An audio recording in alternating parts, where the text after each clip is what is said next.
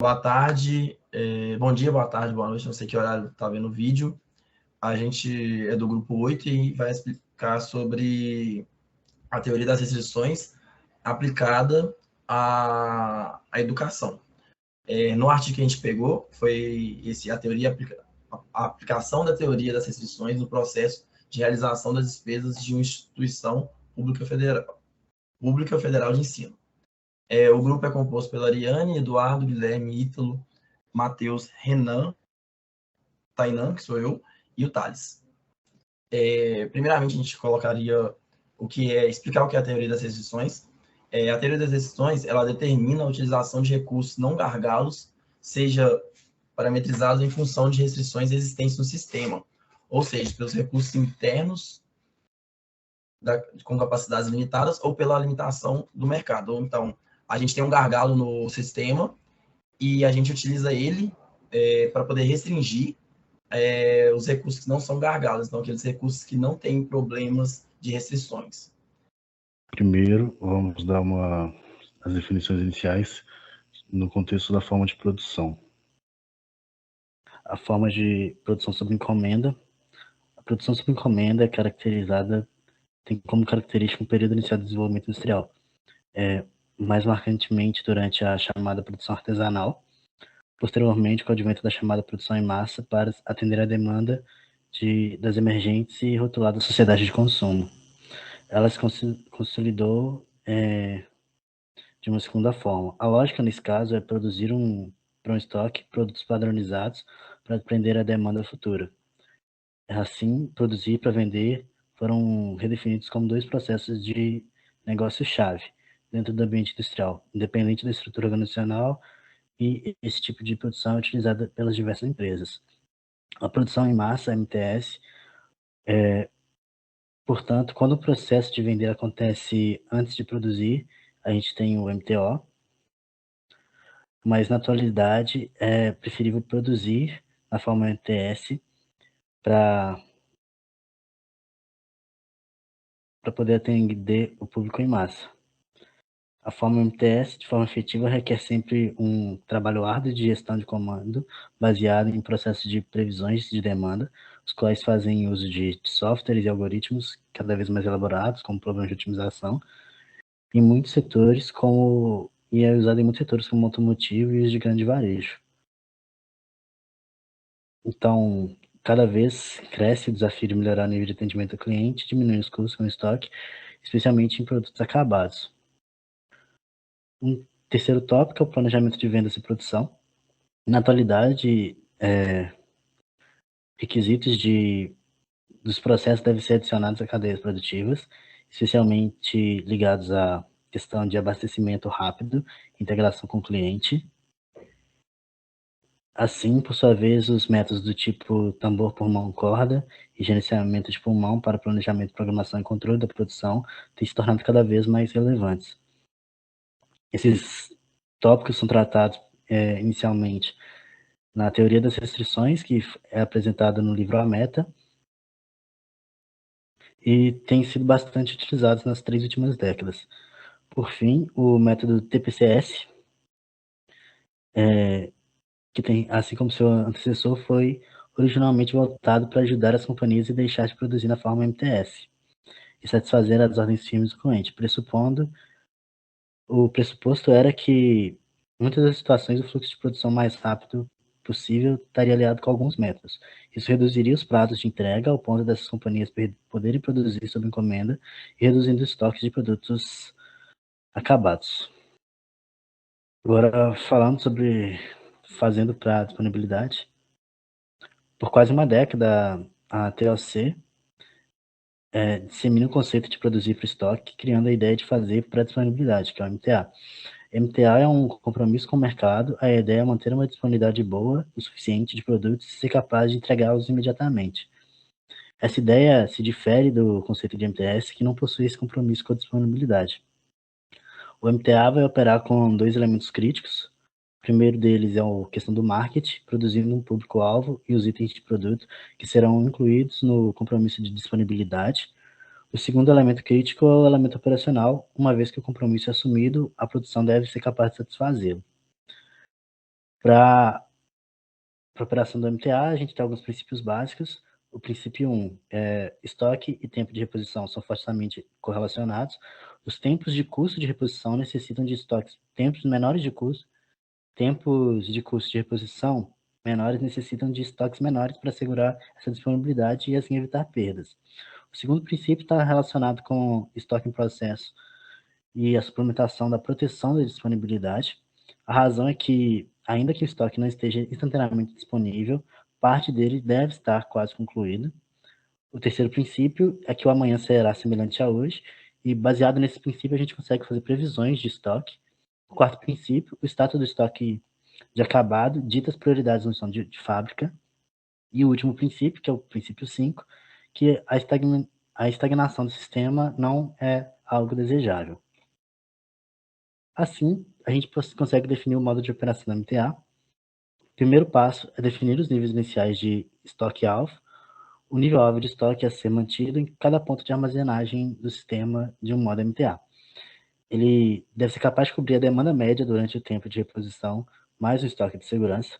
Isso tanto para proteger adequadamente possíveis picos de demanda, quanto para eventuais atrasos nas ordens de reabastecimento.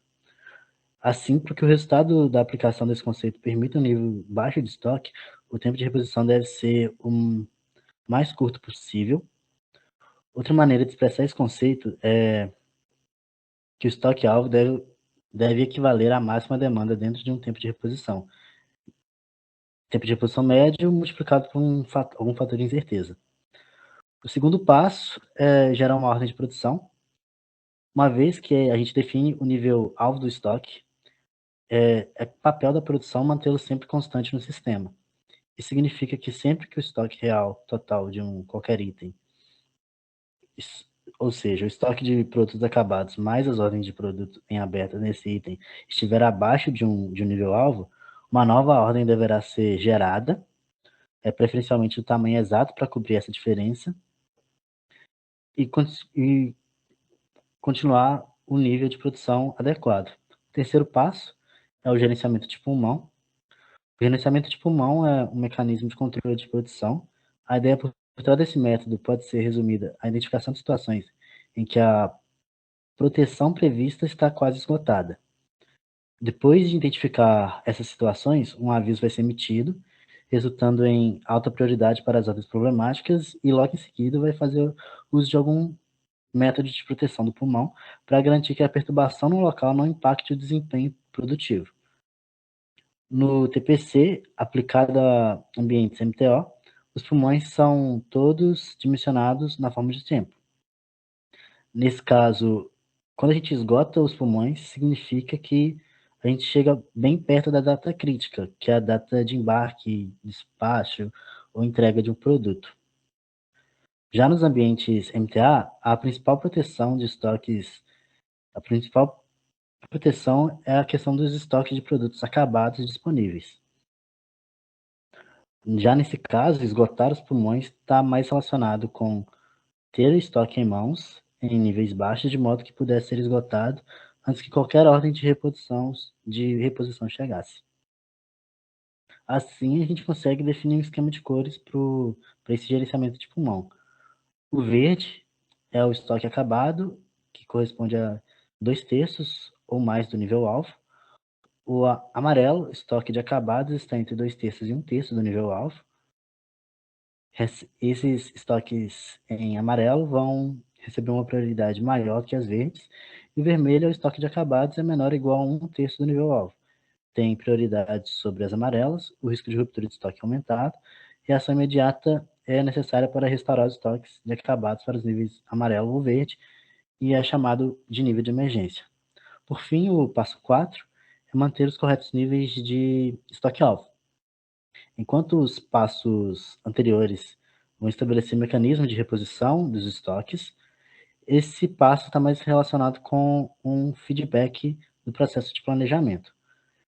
E de forma mais específica, um feedback relacionado ao estoque-alvo. O objetivo é definir e obter sinais que indiquem se a estimativa inicial do nível-alvo de certos produtos continua válida. Dadas eventuais mudanças, algumas perturbações no sistema, se essas eventuais mudanças combinadas com o tempo ainda estão dentro de todo o escopo de produção. Tá? Esses sinais que vão ser produzidos nessa etapa vão indicar a necessidade de reduzir ou de aumentar o estoque-alvo. Bom, minha parte, então, gente, é a gestão de capacidade em ambientes, MTA.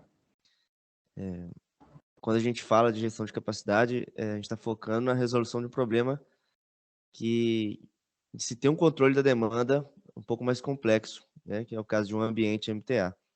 Porque no ambiente MTA, nem todas as necessidades de produção estão incluídas na carga planejada desse tipo de ambiente, né? Então, a carga planejada é uma ferramenta geral de gestão de capacidade, ela não é suficiente nesse tipo de coisa. Então, a gente precisa buscar alguma gestão para alcançar isso. Então, a sugestão, né, segundo o estudo do artigo, é manter uma carga planejada que inclua não apenas as ordens de reposição já liberadas, mas todas as necessidades de liberação para a produção, né? Então, em outras palavras aí, para cada produto estocado, a gente deve incluir uma ordem, assim, uma ordem falsa, né, digamos assim, com a quantidade necessária total de reposição. Então, quando a carga total tiver com uma tendência de crescimento, levando um tempo de reposição maior que o tolerado, aí a administração deverá tomar ações no sentido de acionar a capacidade ou conter a demanda. Então, o pulmão, esse conceito de pulmão de capacidade é uma outra abordagem, ele sugere uma forma complementar de gestão de capacidade nesses ambientes MTA. Né? Ele é um meio rápido de se adquirir capacidade adicional, quando necessário. Né? Então, o que tipifica esse tipo de capacidade é que os custos aumentam toda vez que ele é utilizado. O uso do pulmão de capacidade ele deverá ser disparado quando a carga planejada total estiver acima do admitido e ou o número de ordens vermelhas estiver aumentando e se aproximando de 20% do total de ordens abertas. Falando um pouco sobre uma outra abordagem que a gente encontrou no artigo também, que para uma quantidade adequada de capacidade protetiva seja mantida, simultaneamente é necessário que se mantenha também os recursos ociosos e minimizar esses recursos ociosos. Então, o autor Goldratt, ele recomenda a geração de ordens de produção de produtos para as quais não haja qualquer compromisso de disponibilidade ou data de entrega. Bom, agora falando um pouco da aplicação, do artigo de aplicação que a professora disponibilizou para a gente, que é o tema principal desse trabalho. Bom, no artigo, o principal foco foi aplicar a teoria das restrições na gestão pública, que atualmente a gestão pública também é uma área que busca bastante eficiência e uma gestão boa dos recursos públicos, né, para garantir a impessoalidade e a transparência dos gastos. Então, a ideia é aprimorar a execução do processo de dispensa aplicando a teoria das restrições. Essa é a principal ideia do artigo, e para isso eles escolheram o Instituto Federal de Educação e Ciência e Tecnologia para os dados desse instituto para realizar esse estudo. Agora eu vou estar falando um pouco sobre a fundamentação teórica usada aqui no artigo, né? Inicialmente eu vou estar falando sobre a teoria das restrições, que foi introduzida inicialmente em 1985 no livro The Goal, ou A Meta.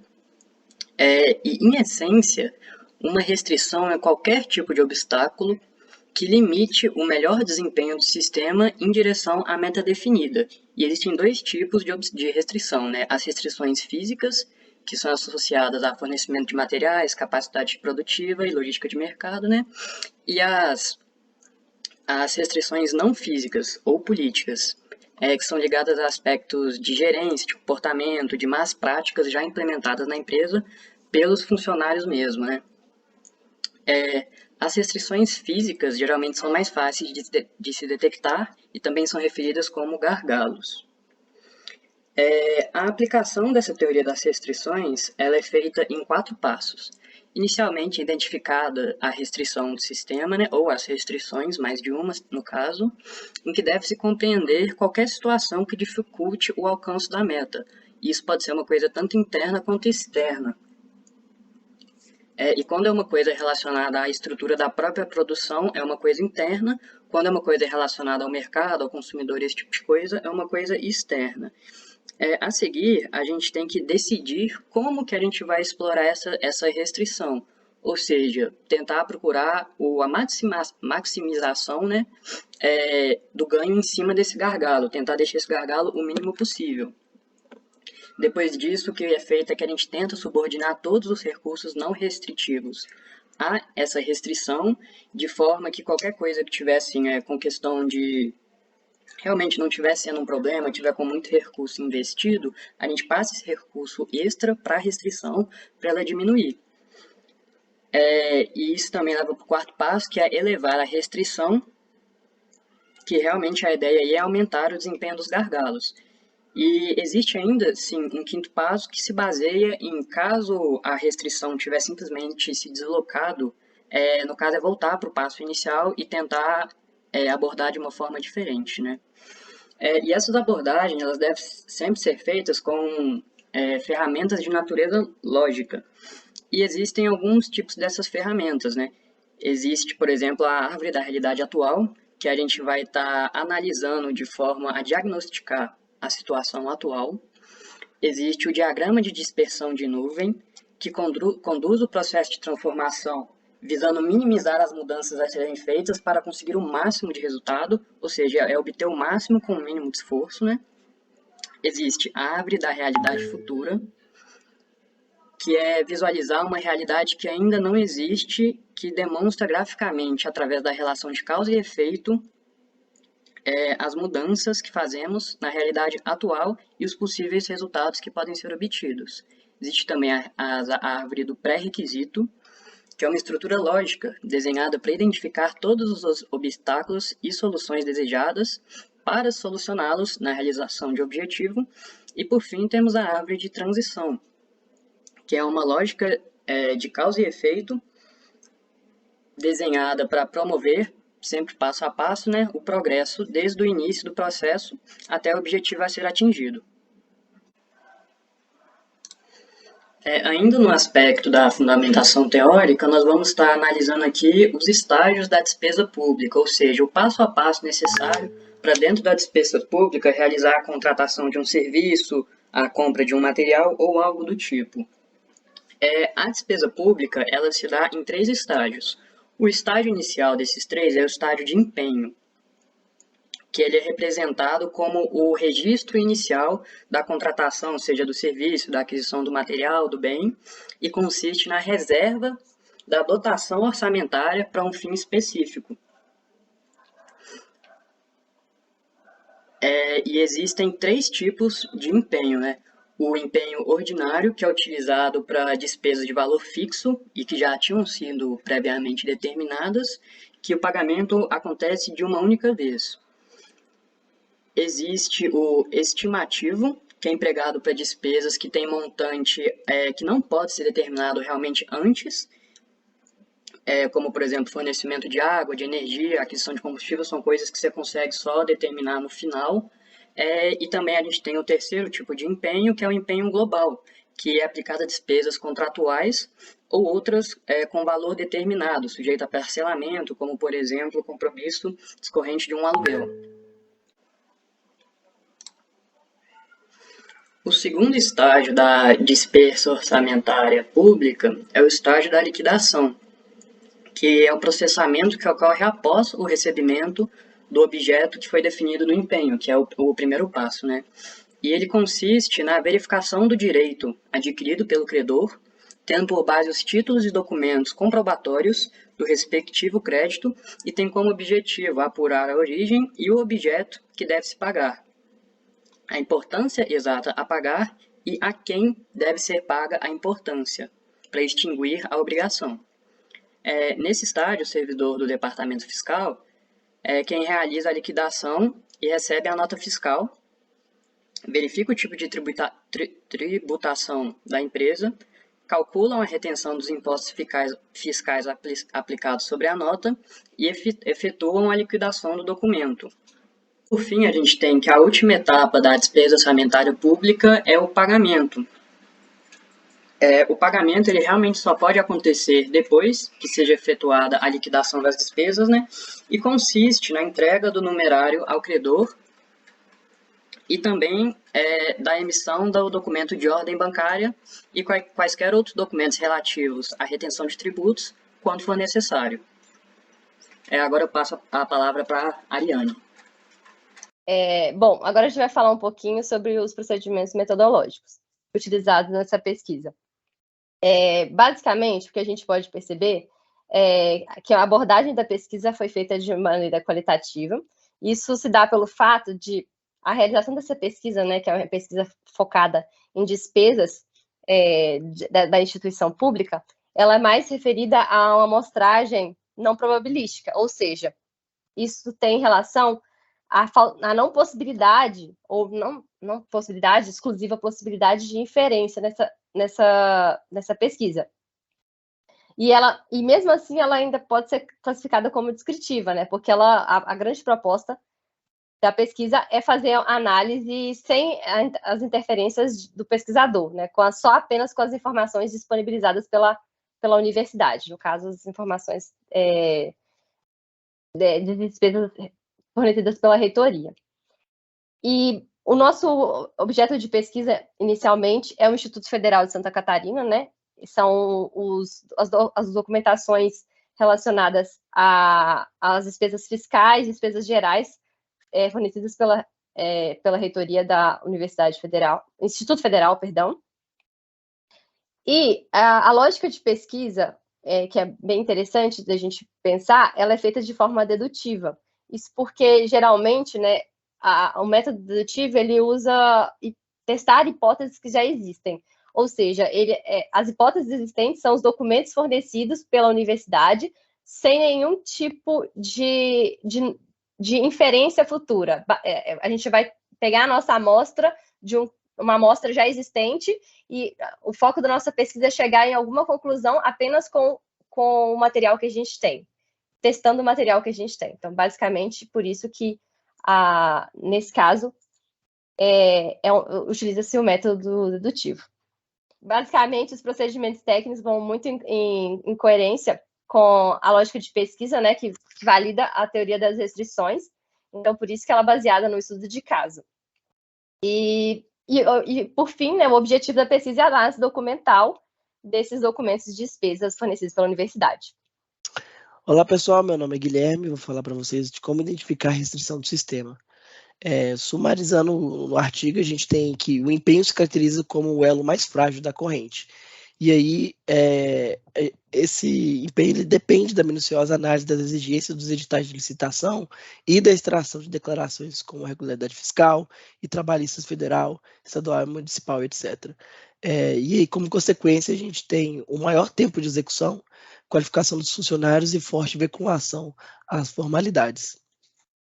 Eu vou falar agora de como a gente pode decidir como explorar a restrição. E existe o problema da sazonalidade que é esperada para o último trimestre do ano e a gente consegue solucionar esse problema da sazonalidade aumentando o número de servidores. Existe também um outro problema que é o retrabalho nas emissões em decorrência de informações imprecisas nos memorandos preenchidos pelos demandantes, por exemplo. E aí a gente tem como solução do retrabalho a padronização dos memorandos e devolução quando existem inconsistências. Por fim, há uma necessidade de constante capacitação dos servidores envolvidos. Então, a aplicação da teoria da restrição, ela resultou numa melhora na eficiência do processo de despesas na instituição de ensino. Porém, vale ressaltar que esse estudo ele foi limitado a esse contexto específico e também à percepção dos pesquisadores. O mesmo resultado ele não pode ser necessariamente replicado em outras instituições e os pesquisadores eles ainda sugerem que pode ser interessante refazer essa pesquisa com outras instituições para se ter noção de como é esse processo de despesas nos outros institutos federais.